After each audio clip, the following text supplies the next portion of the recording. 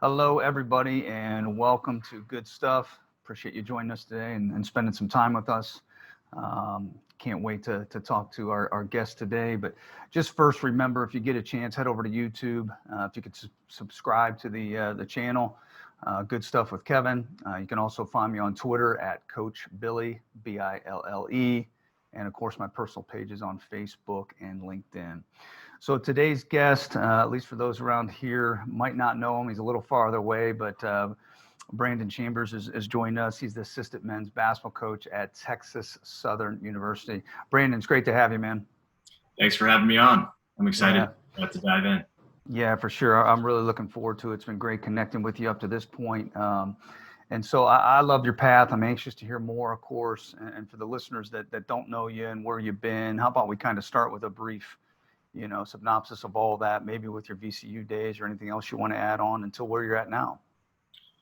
Yeah, so and I've been a lot of places and seen a lot of things, so bear with me.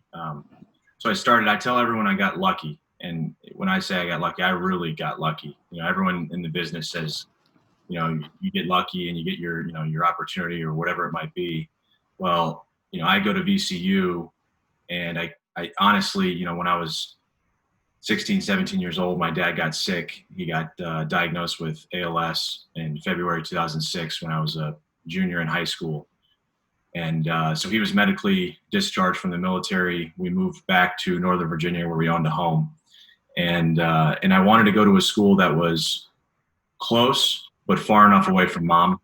You all know that deal when you have an Italian mother that, you're growing up and you're stepping outside of the mama bear's care. She can be a little overwhelming at times. So VCU was the perfect distance. It was an hour away in Richmond, Virginia. And to be honest, I was there as a regular student. I studied business. I was about 2 years in, and I was friends with guys on the team, Eric Maynor, Joey Rodriguez, Larry Sanders, Bradford Burgess, just regular friends. I'd see them around campus. They'd come to our intramural basketball games.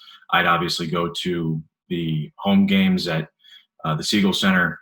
Anthony Grant was the head coach, big fan of the program. And there was a night I was studying for a macroeconomics test at 2, 3 in the morning. And I just had this epiphany or moment in my life where I realized wherever direction my life was headed, I couldn't go down that path. And I just didn't have the passion for business that I thought I did. And so I was friends with those guys, and at one point earlier that semester they had said, hey, you should try to be a student manager for the team. And at that point I was so naive. Like, I played in high school, but I had no idea what a student manager did. And so I just, and this is how naive I was, I sent an email to Anthony Grant saying, hey, I know these guys, I'd like to be a student manager. Now looking back on that, I was probably a little foolish in doing it. But I, thankfully, at 7 in the morning, he emailed me back and said, would love to have you come on. Please come in the office whenever you have a chance to meet with our coaching staff and our GAs. Wow. Then, so I jumped on, did a few mail outs, the typical duties in the late spring. And 2 weeks later, he gets a job at Alabama. Yeah. So then again, this is where I get lucky. Shaka Smart gets hired. So, and that staff was phenomenal. We had our mutual friend Kyle Getter, Will Wade, Mike Jones, Mike Rhodes, Mike Pegues, who's now at Louisville as an assistant, was on staff. A number of GAs that have all moved on into the coaching ranks. Our first year, we win the CBI National Championship. And then our second year, we go to a Final Four. We're one of the first 4 teams. It's the first year that they did it. Yeah.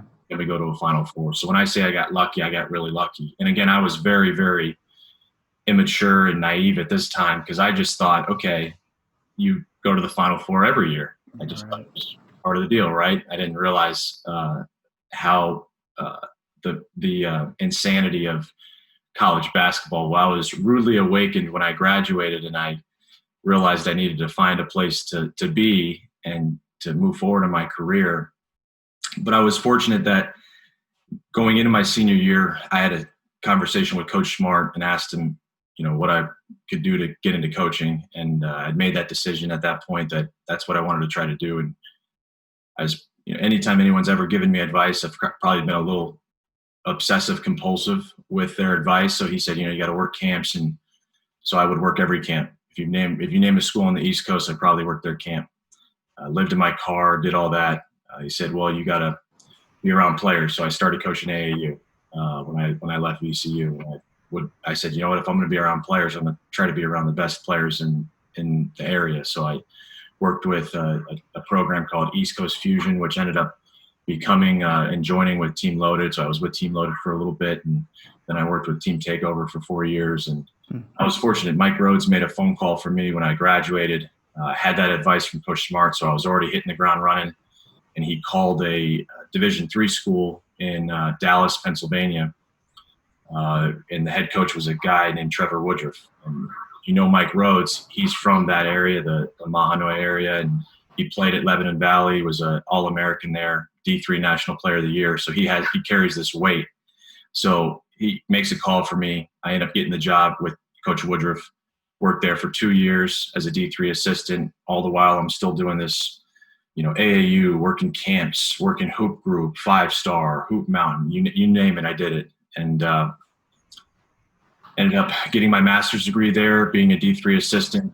We had a really good team. I think Coach Woodruff is one of the best coaches that I've ever been around in every facet of the game. He's now the head women's basketball coach at Bucknell. Won our first championship in 25 years. Went to the NCAA tournament for the first time, and had a tremendous amount of success. Ended up moving back home, taking a D3 assistant job at Marymount University. Was there for 2 years with a guy named Chris Rogers. Again, still working AAU, still working camps. Was back home, so the transition was a little easier than living in a 1,500 town in Dallas, Pennsylvania. And was there for another 2 years. At that point, I made a decision that Division III, it's just a different world. And I know obviously, with your playing and coaching career, there's Division I and then Division II, they offer scholarships. And then Division III, there's no scholarships. It's all academic based. And it's a great level. Some of the best coaches I've ever been around. There's actually a coaching tree and funnel of Division III coaches to the NBA up in the Northeast and the NESCAC. And so it's a great level. You have some unbelievable players. Right. The value of education is extremely important. I worked at 2 private schools.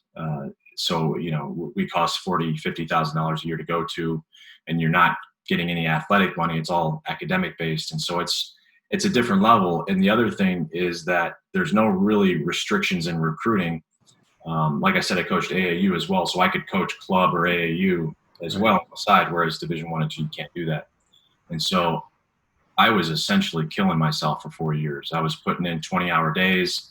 I was also working in the admissions office. So I'd get up at 5 o'clock in the morning, beat DC traffic, work 7 to 3, practice 3 to 5, go recruit. And I'd be in Philly, that night. I'd get back at 1 in the morning, and I was doing it 6-7 days a week. So I made a decision. I just said, you know what, and I was meeting a ton of people. I was doing a lot of things. I felt like my network was growing. Unfortunately, I just wasn't able to get that next job. And so made the decision to change my trajectory again. And I met a guy named Glenn Farello at Paul VI High School. It's in the WCA, the Washington Capital Athletic Conference. Historically, it's known as the best conference of college or high school basketball in the country. I tell people in reference to the level of talent, we had 11 Division I players in our league, and we finished 6th in the conference, which just kind of gives you the understanding of how good that league is. I mean, you had St. John's, who had Anthony Cowan, you had DeMatha, they have 15 Division I players on their JV team. The coaches, Morgan Wooten coaching there and being one of the all-time winningest coaches and building that program. Gonzaga, obviously Paul VI, Bishop McNamara. I mean, just tremendous amount of history and success. So what I loved about it was Coach Ferrello was really a big piece of why I am who I am. His whole mantra in coaching is share the game. And so I took that and I really made it my own. And so what it allowed me to do in taking he invited me on as an assistant coach and basically mentored me. What it allowed me to do when I left the Division III world was I wasn't recruiting as much as I had been. I was recruiting 7 days a week. So now I was able to really focus on myself. So what I did was, again, sharing the game, I started a website called Coaching Clipboard. I realized, I'm a voracious reader. I try to read articles, books, whatever I can, like most coaches, we're all trying to search and we have this thirst for this information. So I started this website and it kind of started on I'd send an article, I'd text an article or a quote to a friend and they say, man, I love this stuff, keep it going. So I eventually started this website and would post articles, post plays, post quotes, whatever it might be. I realized I could get all of the email addresses from schools' athletic directories. And so I just gathered every single email address for every Division I, II, and III coach in the country. And I started sending blast out emails, send it to 5,000 people every Sunday. Wow. And it was the Coaching Clipboard Thoughts of the Week. I met hundreds of people in doing this and people loved it. I was able to start corresponding with them about our players at Paul VI, about the team I coached in the summertime, AAU-wise. If I saw a player, obviously every night you play in the WCAC, you're around really good players. Well, about halfway through that email blast out chain that I was sending, I did it for about 2 years. About halfway through, I was corresponding with a guy named Eric Musselman at the University of Nevada pretty frequently. Every week I'd send it, we, talk back and forth. Never met the guy in my life. And then I just worked up the courage. I just said, hey, coach, if you ever have an opportunity on your staff, whether it's paid or non-paid, I'd like to take you up on it. And, eventually 6 months in, he said, hey, we may have some movement on our staff. Here's what we need to do. Here's what, qualifications are of it. We have a volunteer video coordinator. Would you be interested in that position?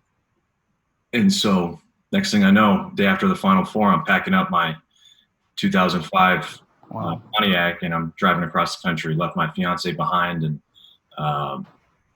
just made the 40-hour drive, just chase the dream. So a lot of people don't know the story of how I got to Reno. And, people say, oh man, how did you get to know Muss? I said, well, I met him the first day on the job, actually. And I had this goal. I just said, you know what? I got to invest everything. If this is my lucky break, again, I got really lucky to work for a guy in Eric Musselman and former NBA head coach of 2 different teams, which almost never happens. A guy that everywhere he's been, he's had tremendous success. Obviously, his dad, Bill Musselman, is also another, you're an Ohio guy too. And so Ashland.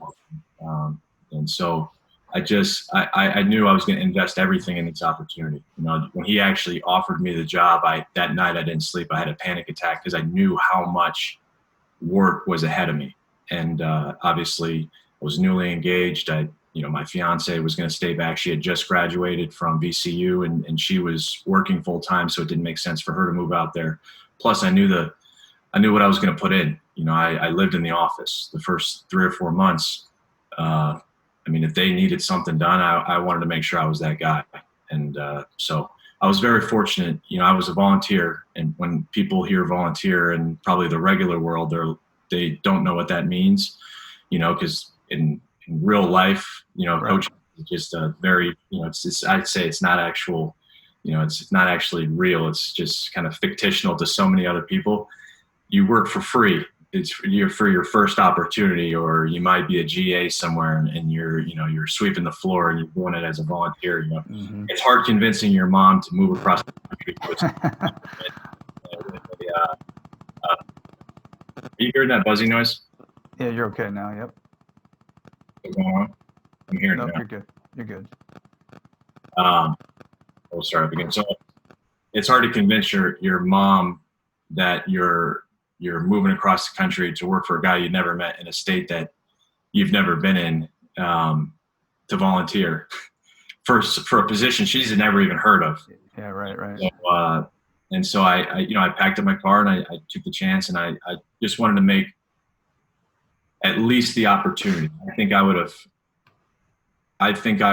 hurt my life's goal. I don't know how to phrase this the right way, but I would have been more disappointed with myself if I would have not taken that leap of faith. Yeah, I get it. This whole growth process and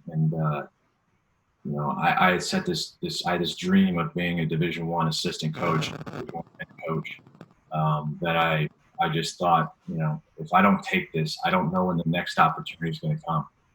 And so I was really fortunate. I was a volunteer, and 3 months in, I was the guy, and it's like fake it till you make it.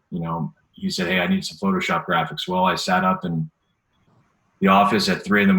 and watched a YouTube video of a 7-year-old teaching me how to do Photoshop graphics. And all of a sudden I was trained to do Photoshop. I need a guy to be able to use sports code and break video down, or Synergy.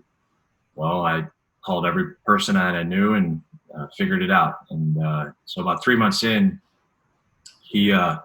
coach called me in his office, said, hey, B, you've done an unbelievable job. Talk to the AD. We're going to start paying you $500 a month. And which felt like a lot of money then, I'm sure. You're eating ramen noodles and peanut butter and jellies every day. It changes the game.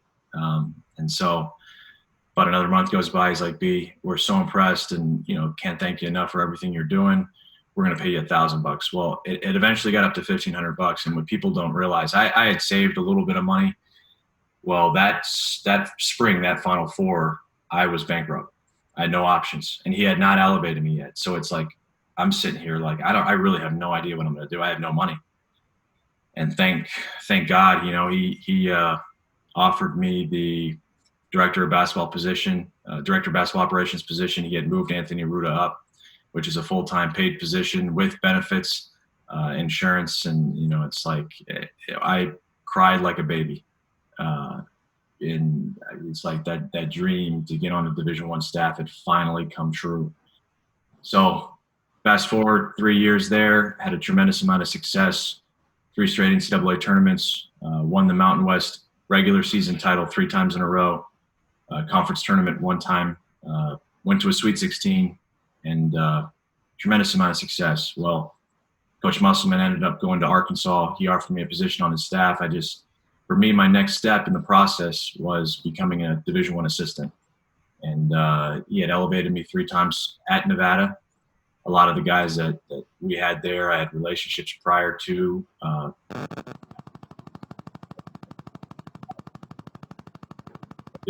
decided, hey, I got to do this. That's an opportunity and decided to take that leap of faith. And that's how I ended up here with Johnny Jones. Coach Jones was an assistant with us at Nevada when we went to the Sweet 16. And after that year, he ended up getting the job at Texas Southern. He's been a guy for me that unbelievable mentor. If anyone knows Coach Jones, he's a great coach, but an even better person. And I know it's a cliche to say, but unbelievable person. He's a guy that when he was working at Nevada, I quickly realized I could talk to him about anything about life. My fiance wasn't living there at the time. She was transitioning. And so when she would fly into town, Coach Jones would slip me $100 and say, hey, go take her out somewhere nice. He's that kind of guy. He's just a really, really good human being. And so I ended up coming down here and working for him. And again, his mentoring and his leadership, and really to have a guy that played at such a high level, coached at a high level, and then obviously has been a head coach at 3 different schools, mentor me has been unbelievable for my development. So I tell everyone I'm the luckiest guy in college basketball, because I really feel like I've worked for some of the best coaches, but I also got really lucky. And I know that's no different than most coaches that coach, because you got to get lucky. Sir Isaac Newton has a metaphor. He says, standing on the shoulder of giants. And I'm a firm believer of that. You don't get to success in life or wherever you want to get to without people that did it before you that pull you along the way. And I've just been really fortunate with that. So anyways, I knew people asked me about my background, and I always I just tell them to sit down because it's going to take a while. I've right. been a lot of places and done a lot of things. Yeah, we could do a separate show just on that, right? I mean, but no, that's awesome. I think that's so important, your story, and just listening to it. And I have a great deal of respect for all the things that when you were talking about some of those things, the late nights in the office and doing the dirty work, it took me back a while. So I love your path up to this point. And I guess one thing that I'm really intrigued by now, Brandon, is that there's, and I guess I realized this before, but I'm having more appreciation for it the older I get. And even when I do this show, is that there's so many different styles of leadership out there and they work, right? And so I'd be interested to know how that's impacted you, because all these coaches that you're with are not the same. So what are some things, like what are some takeaways from those different styles of leadership? And then I'm going to flip the script a little bit and come back with maybe some commonalities, but let's focus on those different styles of leadership and where that's fit into your life. Yeah, and you just hit on it. Every guy that does this thing, that's the beauty of college athletics and sports in general, is that there's 100 ways to do it. Every person that I've worked for has been so different. I start at VCU, and I work for a guy in Shaka Smart who I think is elite at relationships. I mean, there's a standard of coaching for all of them, the X's and O's wise. They're all elite on the floor coaching, drills, practice, whatever you name it, all that stuff. They're all elite at that. But they're, like you said, their leadership style may be a little different. Well, one thing I took from Coach is just, again, his relationships, the way that he was able to, without even really forcing himself upon, because we've seen it before where coaches, they force their culture, they force their standards, their beliefs. He was able to get guys to believe into him and be a father figure to those guys. Be a father figure to me, like I said earlier. The number one key I learned from him just with that relationship aspect is spending time. There's no substitute for it. And really when you're spending time to be present, be locked in on that human being. And there's no one that I've seen better than Coach Smart. Then I go work for a guy in Trevor Woodruff, and he really taught me about being a whole man. It's not just about being a coach. You can't just be a great coach and forget about your life off the court. And I got to see how he interacted with his family and the community and everybody, the athletic administration. And so he really taught me a lot about that. Just being part of the community. We were in Northeast Pennsylvania, and we're about 30 to 45 minutes away from Scranton, which is a bigger city. And but he was able to show me the value when I was at Misericordia with him, that you got to dive into this community and help people get better and get their love for the Misericordia Cougars and just be a good human being, always give back. Then I go work for a guy in Chris Rogers, and he shows me the value of detail and being organized. As you know, in Division III, probably Division II, JUCO, NAIA, you have a recruiting list at the beginning of the year of 350 kids. Yeah, right. And so Coach Rogers did an unbelievable job really showing me how to be organized and doing things the right way in recruiting and just staying on top of things, being detailed. Then I go work for a guy in Coach Farello, and again, he's probably more similar to Johnny Jones or Trevor Woodruff in the sense that he's just, if you ever talk to Coach Farello, he's your best friend. You may have just met him. He's just, the first time you talk to him, he's the best friend you never knew you had. Yeah. So I go work for him, and he really takes me under his wing, a person he's never met before. And he says, you know what, we're going to get you to that goal. We're going to get you to be a Division I assistant. And a guy today too, it's crazy. He'll call me or shoot me a text and just of something positive, or, hey man, I'm just thinking about you, give me a call whenever you can. And, cool. When you're on the phone with him, everything's about you. Nothing is about him. And now he's one of the most successful coaches in the Washington, D.C. area of all time. Numbers, I could probably say he probably has over 75 to 100 Division I players over the course of his career. Wow. Hundreds of wins. He actually has a 77% win percentage And Jeez. when I was there, we were 20 and 14. So I joke with him that I pulled his win. Brought him down, huh? Yeah. Well, yeah, I had to, yeah. But no, so he just taught me the value of just relationships, but also taking it the next step and really pouring into others, and being a mentor to other people. Because he did it for me, and I just, I saw it firsthand. But now I'm getting through this career, and I'm starting to do it for others, and I reflect back, man, Farella was a good dude, but he really taught me a lot about that. Then obviously I go work for Muss, and he's an everyday guy. Every day, 365 days of the year. I loved it because I'm an everyday guy. There's a quote, it's not work unless you don't like doing it. So he is as passionate as a human being as I've ever seen, is getting better every day. And that can be totally off the court. It could be leadership, communication, culture, something outside of basketball. Every day he leaves the office, he prints out about 200 pages of articles, coaching deals, whatever it might be. And he reads it every morning. Every morning he works out for 2 hours. It's the same routine. He's the most disciplined human being I've ever seen. Wow. Reads for 2 hours every morning, and comes in the office. He has notes. He has highlights. He will rip up pages. Hey, can you put that in this, coaching portfolio book? We had a book. It was like 3,000 pages long. On a Word document called The Nevada Way. And it was something that we always reflected back. So we'd go in that book, and Eric Spoelstra with the Miami Heat 3 years ago did this drill or exercise with his guys after a loss. And he would read that, and we'd go back and we'd pull it for our guys in Nevada. Or there might have been something completely irrelevant to basketball. It could have been a coach in another sport, or a CEO installing a certain program or culture, or doing a training exercise, and we would try to implement that with our guys. And so we had this like manual portfolio deal where we would pull from it, and every morning it's like clockwork. You'd come in and you had 200 pages printed out, come in and you have highlights and notes. And I just learned that the everyday thirst, and you're chasing something every day. You're never, the coaching cliche quote is, you're not getting better or worse. There's no staying the same. You're either getting better. Right.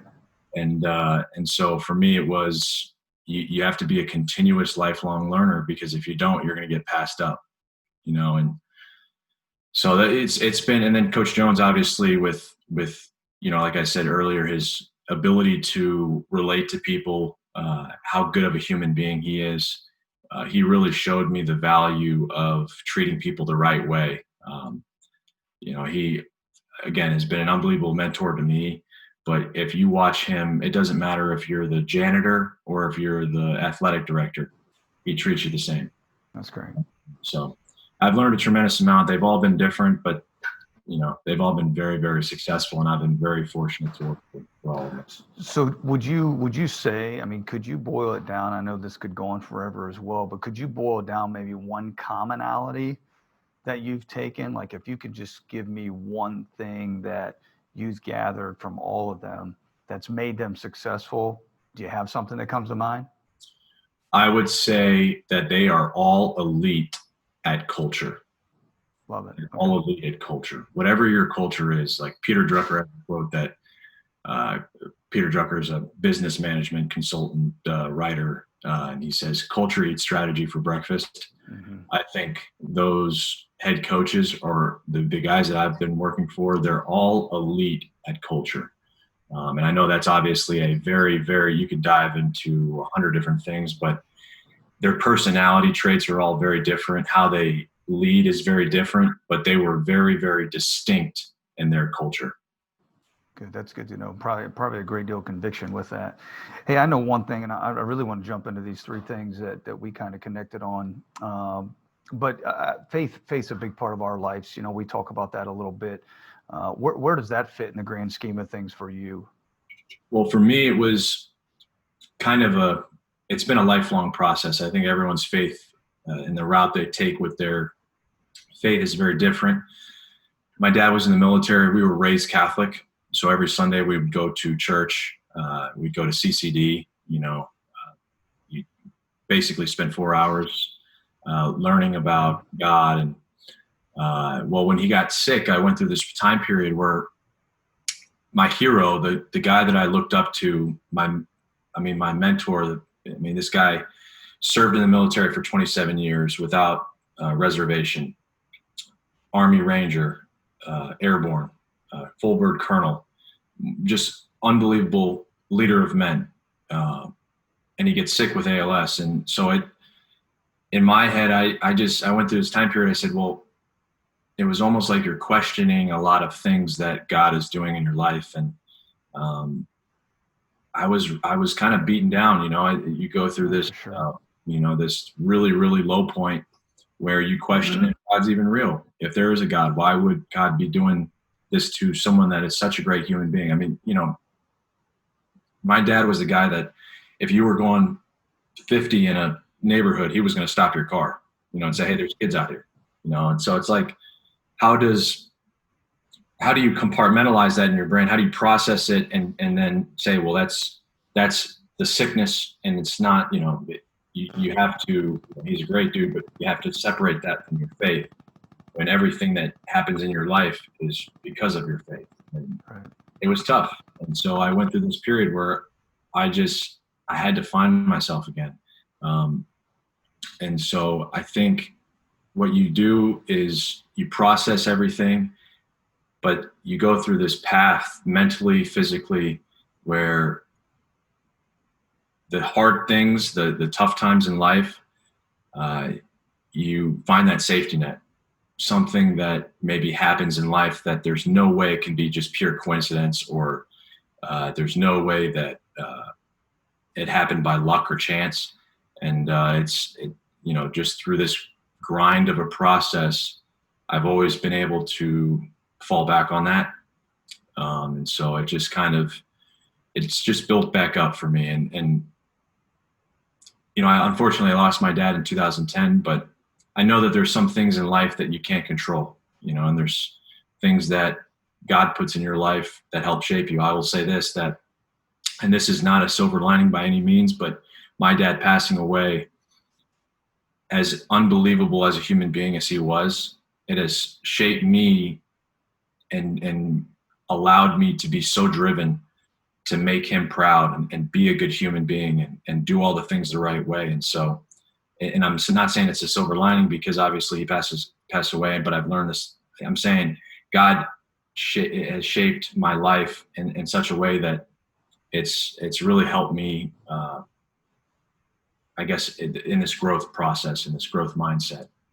Yeah, for sure. I appreciate you sharing that. And I just think of some of the things when you were talking about your story from being bankrupt and waiting on that job, and just, some of that is luck, obviously, but I might say some other things involved there too. So, but thank you for that. Hey, I'll finish kind of with some 3 questions, but I know you have what you would label as the 3 must-haves to grow your career, and that really stuck out to me. And I think I told you ahead of time, I'm going to use these for my boys at home because they won't listen to me as much as maybe they'll listen to you here. So 3 things to grow your career. Love the first one. Talk to me a little bit. How you do anything is how you do everything. I mean, it might be something I say daily, but what does that mean to you? And what are some things that fall underneath that umbrella, Brandon? Yeah, so I'm a firm believer. I've been going through this growth process, and I'm a continuous learner. I feel like you have to be a lifelong learner in everything you do. And so I really shifted my mindset after I left VCU, and I just wanted to do it from the ground floor and do it from the grassroots level and really learn. And one of the common themes that I found in anyone's career that has ever coached or ever been successful in anything is that the details matter. The little things matter. John Wooden has a quote that the little things make the big things happen. And so it was instant recognition that if you can't do the little things, you cannot be trusted to do the big things. And again, that detail oriented process will help me get to where I want to get to.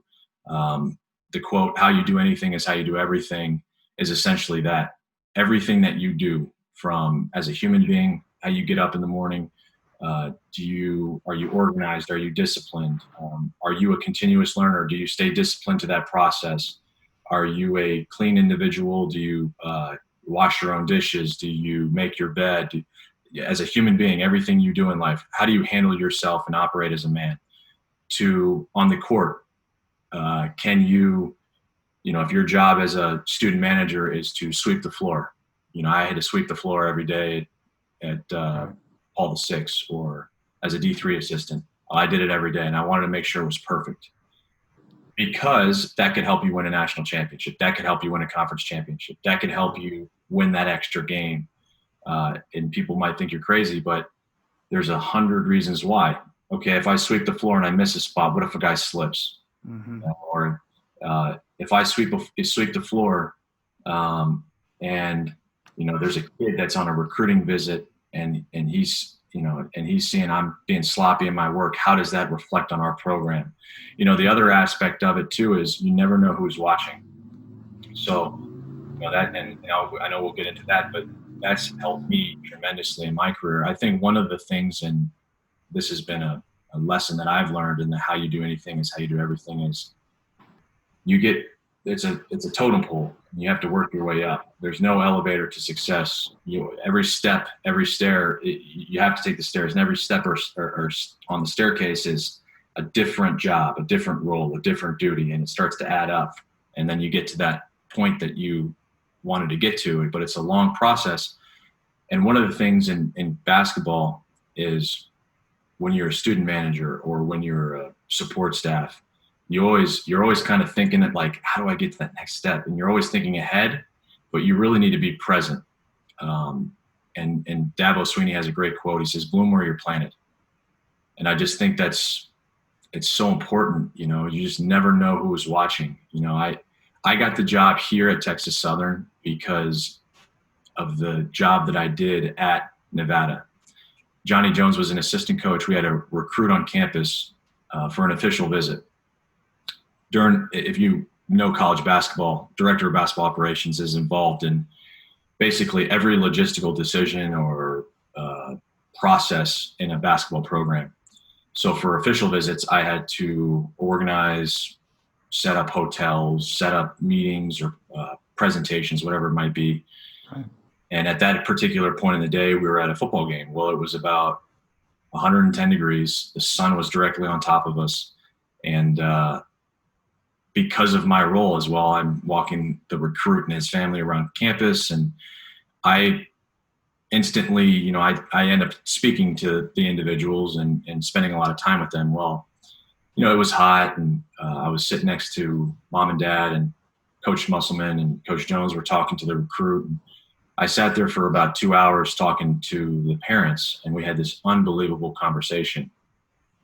And so now fast forward 2 years, I'm interviewing at Texas Southern for the assistant spot, and I'm at the end of the interview, and I'm getting ready to get out of the car. Coach Jones has dropped me off at the airport, and he says, "You know why I'm going to hire you?" And I was like, "Coach, I think I did a good job in Nevada, and you want to get someone you trust and And he goes, "No, you remember when we had that kid on campus and you sat there with the family for 2 hours and it was 110 degrees outside?" And I was like, wow, that's crazy, that he remembered that specific moment in time.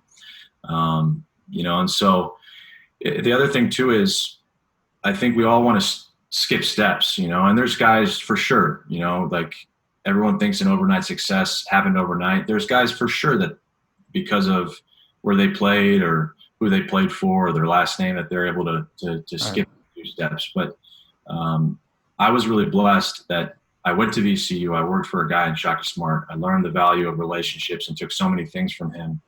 But then I had to really do it from the ground floor, from the bottom level. Yeah.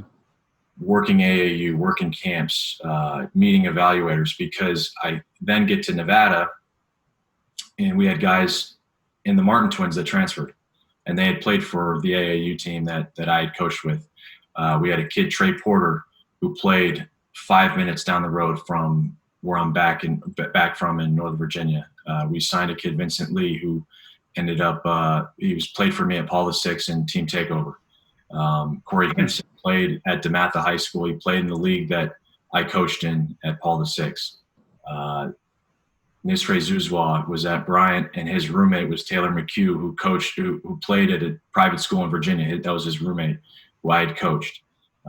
So what I learned is over this 10-year process, it was a grind, and I hated every minute of it. When you're not sleeping, you're eating like crap, or you're having to put in 20-hour days. That stuff's not fun. And I don't care what anyone says. When you're cutting your teeth and you're putting that time in, it's a great learning process. It's great for growth. But what the real value is, if you do things the right way, again, how you do everything is how you do anything, and how you do anything is how you do everything. If you do the little things the right way, those seeds that you plant will harvest down the road.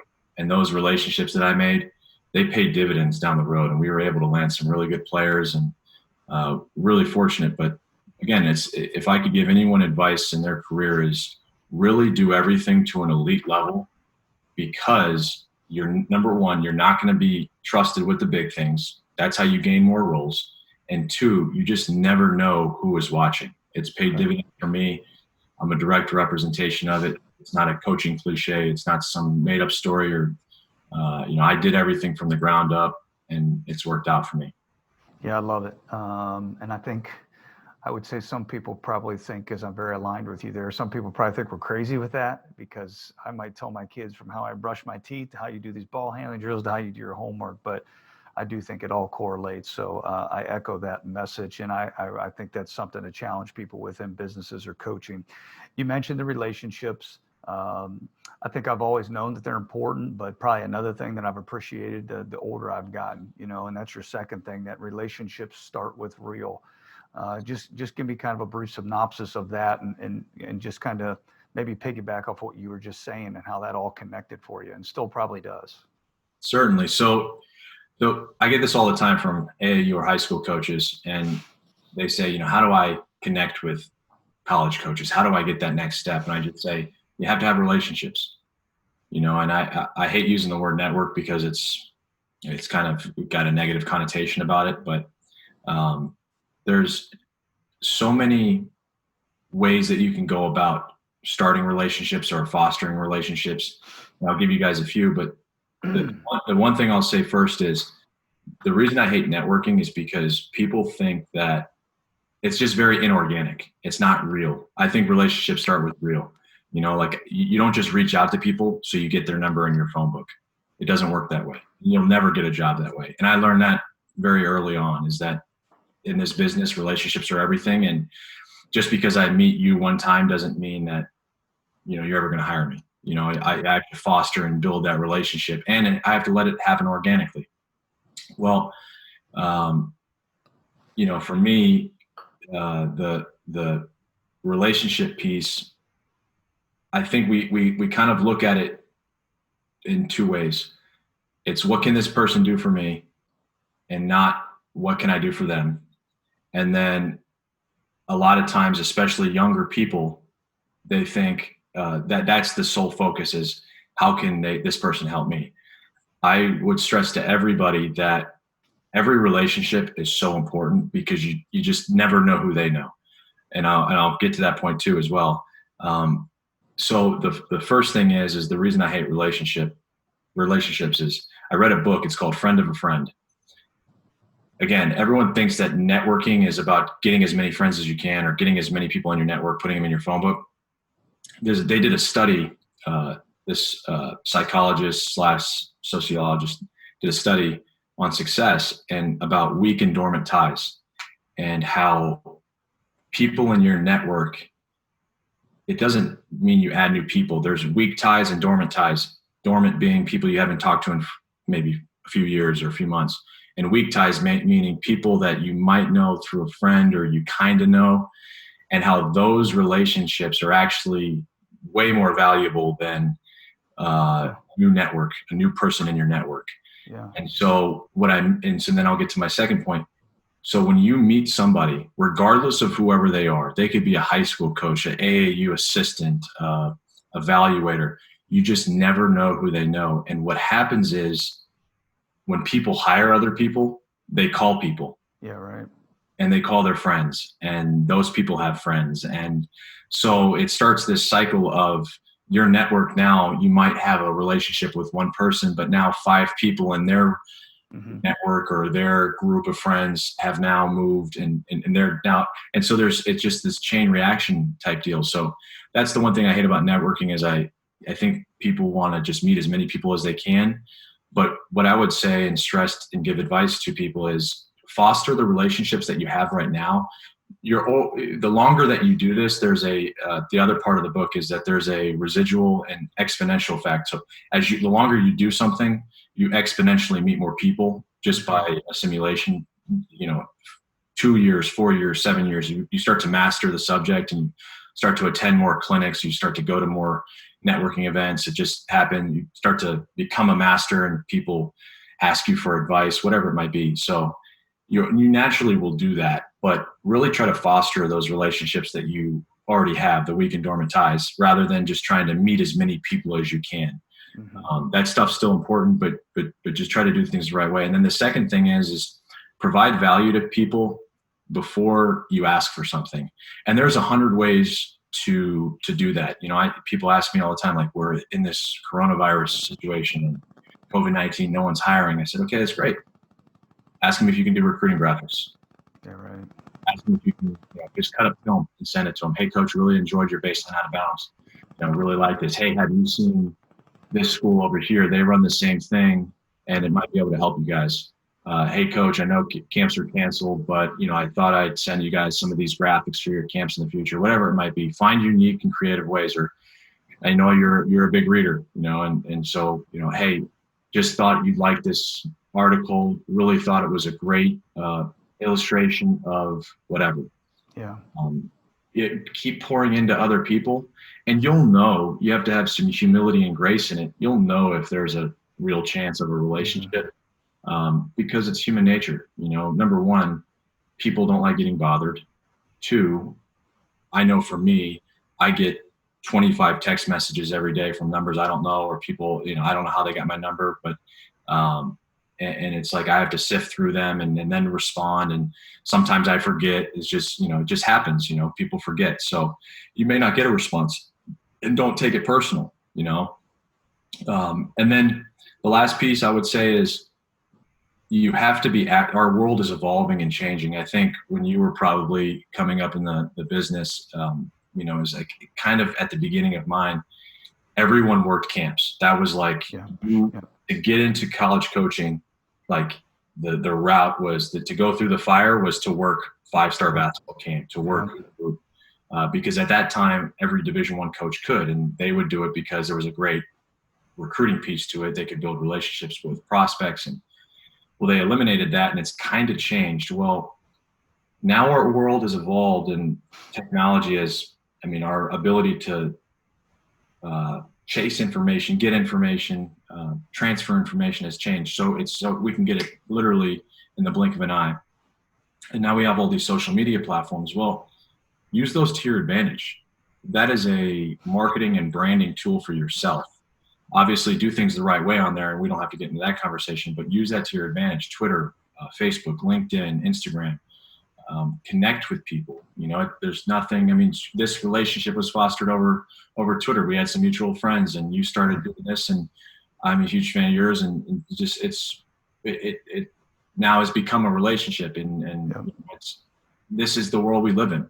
Doing it, you're actually hurting yourself, because regardless, 16, 15, 14-year-olds, they're all on Twitter. They're all on it. That's how they communicate. Unfortunately, that's the world that we live in. And so if you're not doing it for your network, if you're not doing it for your career path and your career growth, you're actually hurting yourself regardless, because that's the world that we live in. If you want to be a Division I assistant coach, I'm a firm believer. And I believe in a lot of what social media is, but I'm a firm believer that you do have to have a presence, because that stuff is important. And then the last piece is just going to professional clinics, going to professional developments. Everyone knows of the Final Four. The NABC is a great group. Coaches Clinic has put on some unbelievable seminars over the last few months in this coronavirus crisis. Coaching You is a good one. Step Up, Allen Hall runs that. Villa 7 was a Division I group that College Coaches Consortium is now kind of morphed into that. There's 100 ways that, I joined the TABC, the Texas Association of Basketball Coaches, a year ago, and I paid for the service. Well, part of that service is I get every single high school coach's email and phone number. I mean, that's gold for us. Right. They also put on an unbelievable clinic seminar this past week with unbelievable speakers. And so, again, do as much as you can. You've got to join those professional groups. You have to go to those clinics, and then the Final Four, the NABC, all of that stuff. Well, I think of a couple things with that one. It's like so many people try to fight what it is now, whether it's been that social media and all that, rather than embracing it, and the old school and trying to deny it, but you'll get left behind. And I guess some of it too, for me, when it comes to these relationships, Brandon, I probably wouldn't be married if I didn't go with this approach, but you can't take the hottest girl to prom unless you ask, right? And so I think that's a big thing along with what you're saying. And yeah, it's ironic then that our mutual connection here, Kyle, we talked about this when he was on here. It's not, it used to be, it's not what you know, it's who you know. Well, now it's not who you know, it's who knows you, right? And that's just something to keep in mind for people. Finally, and then we'll get into wrapping this up with the rapid fire part. I love this about you. Number 3 would be never stop learning. We talked about some books already in general, so I'm looking forward to staying in touch about some of those. But being a lifelong learner, talk about what that means to you and just in general what you learned along this process, and then we'll get into the wrapping up of everything. Yeah, and there's a quote that I tweet out pretty frequently, and it's the man who does not read good books has no advantage over the man who can't read them. And Mark Twain said that. We have thousands of years of material that we've acquired as a human, being that we don't read. I love hearing people say, "Well, I don't have time to read," or I'm not good at reading." It's like, number one, if it's a priority, you make time for it. If it's important to you, you make time for it. And 2, you get better at something by reading.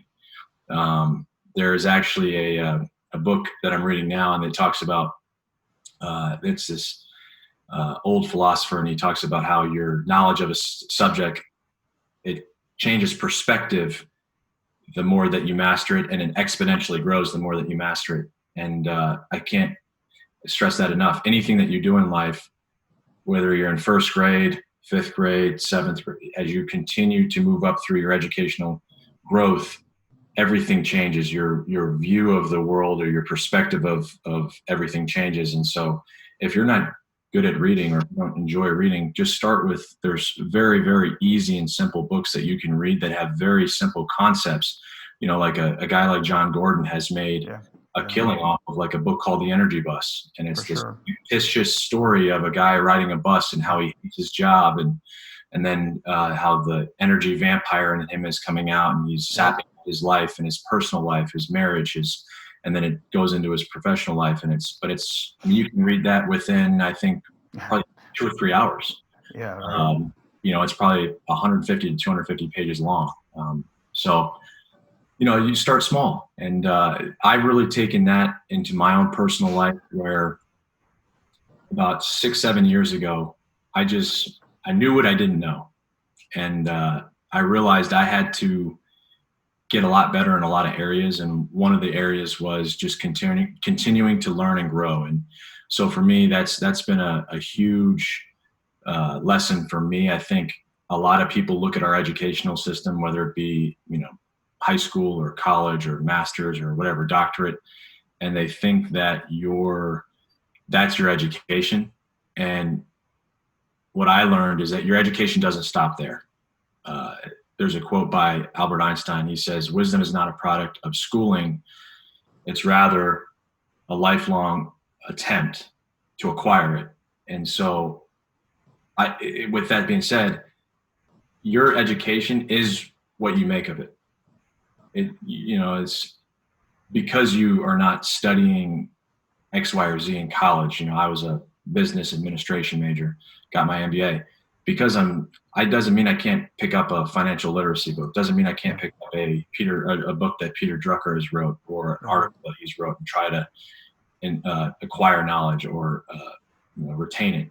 And so I can't stress enough to people that we have all of this material that has been written over thousands of years, and we refuse to read it, and so find a process, find a way. I actually heard you have another mutual friend, Bob Ritchie. He talks about every morning he reads for an hour, every night he reads for an hour, and in the morning it's something that might not be related to college basketball or to coaching in general, leadership, development, culture. It could be, he was reading a book. We talked about the ruthless elimination of hurry, and how it's helped his marriage and his personal life, and just being able to be present and still and focused. And then at night he'll read something about coaching or culture. And so find your process. I've heard him say, Bob Ritchie was at the Next Gen clinic at the Final Four a couple of years ago, and he said the average book is about 250 pages long, and it takes the average human being to read 10 pages in about 30 minutes or less. Find 30 pages, and you can read it within a month, basically. And what you'll find is you'll actually read more than you thought you would. So you read 12 books a year, and you're now all of a sudden you've acquired all this knowledge, and you're getting better, and you're learning. So anyways, that's my thing on books. I'm a firm believer in it. I'm very passionate about it. For me, I was never a reader growing up. I was the guy that in high school, I was doing the summer school project, the reading project, the day before we were supposed to go back to school. But it's the older I get, the more that I realize that education is what you make it. And it's actually, I've been more passionate about it. And then the last thing is, there's other ways to obviously acquire information and knowledge. Find a mentor, find somebody in your corner, find your champion who your success means more to them than it means to you. Because you can really, not only from a book or a video or a clinic or seminar, when a person pours into your bucket, there's nothing more valuable and there's nothing more impactful. I found that that's actually where I've learned and grown the most, that direct relationship. And so I can't stress mentors enough. Building that network, I heard it called, Fran Fraschilla said the other day, board of directors. Find your board of directors that you can always rely on. Those 4 or 5 people that can help you in every aspect of your life. And they may not be in college basketball. They may not be in the basketball coaching industry. They could be in a totally different profession. And so, again, find mentors, read books. And the last thing I would say is, with being a lifelong learner, is we have this ability now where, like I talked about, technology has allowed us to acquire information in the blink of an eye. I taught myself how to use Photoshop because a 7-year-old kid on YouTube taught me in 4 or 5 hours. Right. You can acquire anything that you want with Safari. You can literally Google anything, Internet Explorer. You can become a master of any subject that you want to. Well, our industry now has opened up doors where they now have a director of basketball operations, a video coordinator, a director of player development, director of analytics, a director of recruiting that a lot of times focuses on the marketing, the graphic design, that aspect of things, for recruiting, for social media. Become a master at those things. High school coaches ask me all the time about that. And I just said, acquire skills. Be the guy that has everything. Be so valuable that you're invaluable, that they cannot lose you. Hey, so-and-so, he just finished his graduate degree. Well, we can't lose that guy. He does this, that, and the other, and then it also makes you more marketable for people. If there's ever a job, don't ever allow yourself to not qualify for that position because you don't know how to do something that you could have easily taught yourself how to do. So that's the last piece of everything, is continuing to add things to your toolbox. As you continue to grow through a subject, your knowledge and your perspective of everything exponentially grows. And for me, I know personally, I might have acquired all of these skills, but I continue to try to check myself and get better in certain areas. And yes, it's probably been more specific to things directly correlated to coaching now that I am an assistant coach, but I still try to go back and sharpen up myself on Photoshop or sharpen up my skills editing videos, because you just never know when an opportunity will come up or when you need to do something. Take this job here in Nevada, we were fortunate we had a large staff. Well, now here I have to do a lot of the things because the resources are different. And it's been a blessing for me because I had those skills and I'm able to now resharpen them, and I still have them, obviously. And it takes a little bit more time, but it's a big piece in recruiting now. It's a big piece in my development. So that's the advice I would give. Yeah, I love it. I think all these things, though, Brandon, are these three things that you talk about. They're all about a well-rounded individual, and I think they're so applicable. As I'm sitting here listening, and I'll have to go back and dive into this a little bit more myself. It's somewhere, some way, something you said today is going to make me a better husband.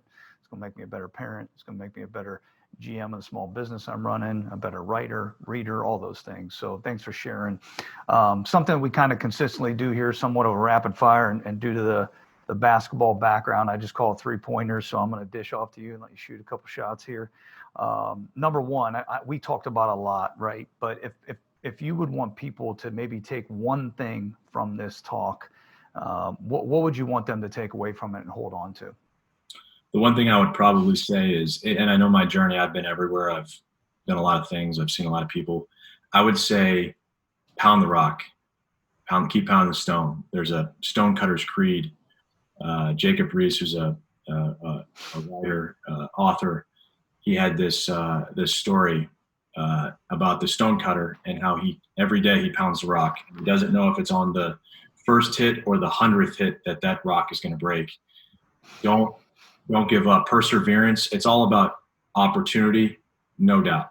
It's all about your skill set, no doubt. It's all about, like you said, Coach Getter talked about, who knows you, no doubt. But part of the deal too, Ken Coleman, he's a business guru now, leadership guru. He runs a podcast, unbelievable. I highly recommend it.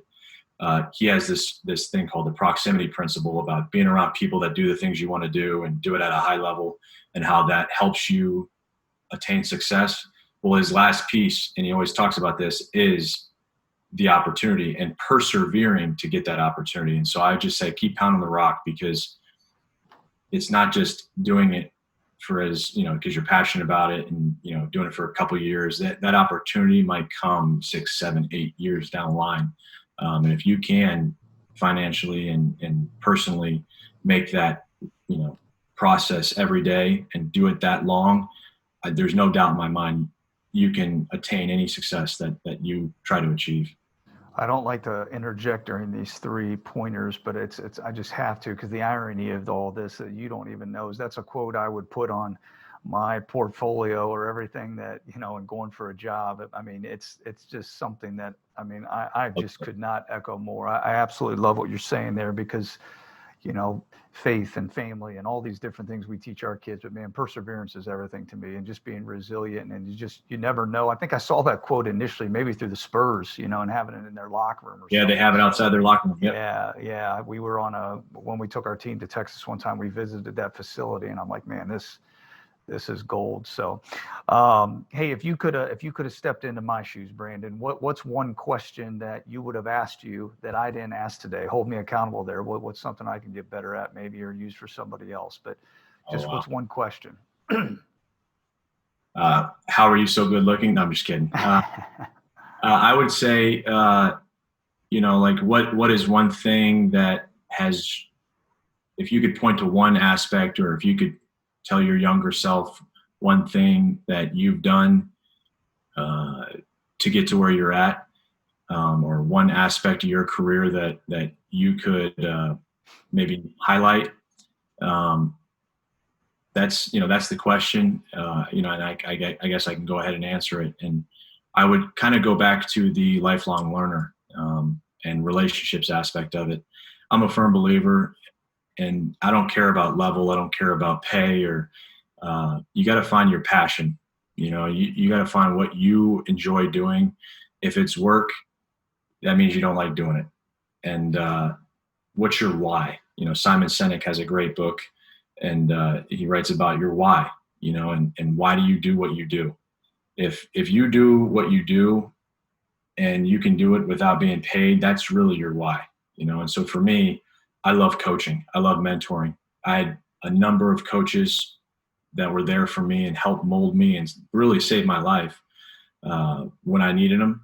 And so it's always been that in the back of my mind, impacting people, changing people, helping mentor people.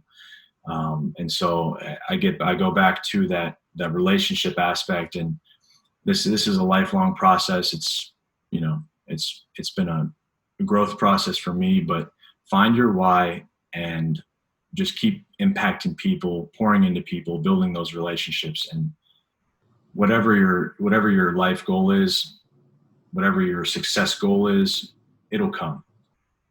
Yeah, it's good. I've asked some older people, hey, if you could go back to when you're 18 years old, what would you tell yourself? But I didn't know if that'd be a good one for you yet or not. You're still a young guy, but I appreciate it. last thing. It says I'm not young, so.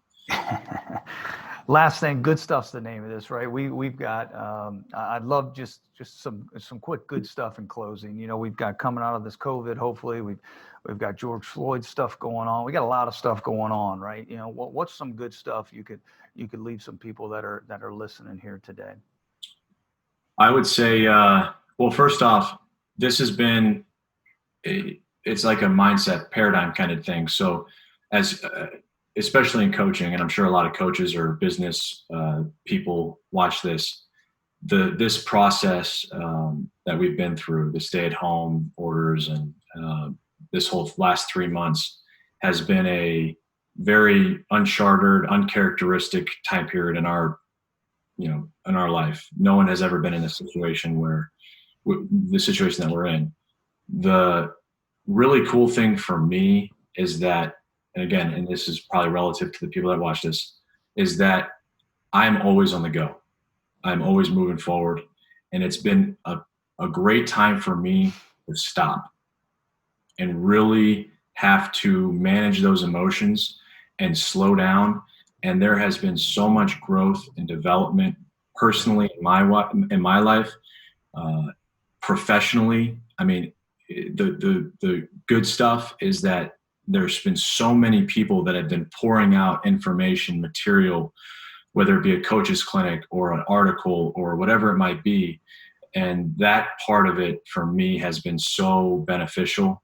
Even just being at home, my fiance is working 20-hour a day.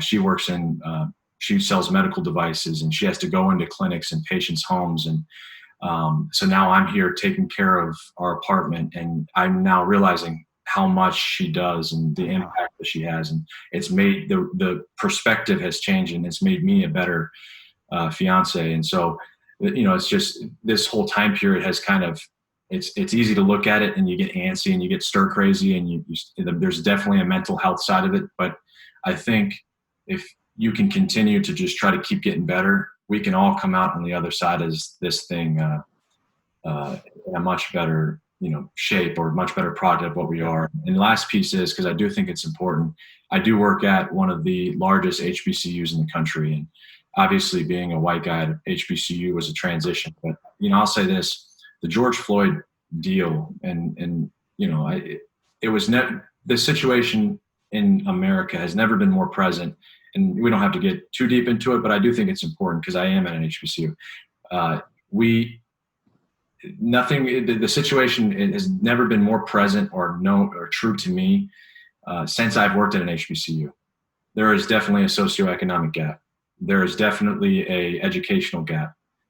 There are definitely some oppression and treatment differences, and it's so difficult for me to understand. I think if you're in college athletics, or if you're in the military or whatever it might be, when you're all serving for a common goal, you don't see race, you don't see color, you don't see religion. All you see is that you have that commonality of a team. Mm-hmm. And I think that's what the United States needs to get back to, that we're all in this thing together, and that we're all fighting and trying to live for the same dream, which is the American dream, and achieving this success or these goals. And so it's really unfortunate with what's been going on. I'm in Houston, and we just had some protests and riots downtown last night. But I feel the pain and the, but it's time for us as a population, as a country, to move forward and really address these things. Because I think what we do as people is we would rather not talk about them than rather fix it, And so, that's my point is I grew up playing hoops. You step between the lines. It doesn't matter if you're white, black, Hispanic, Asian. If you can play, you can play.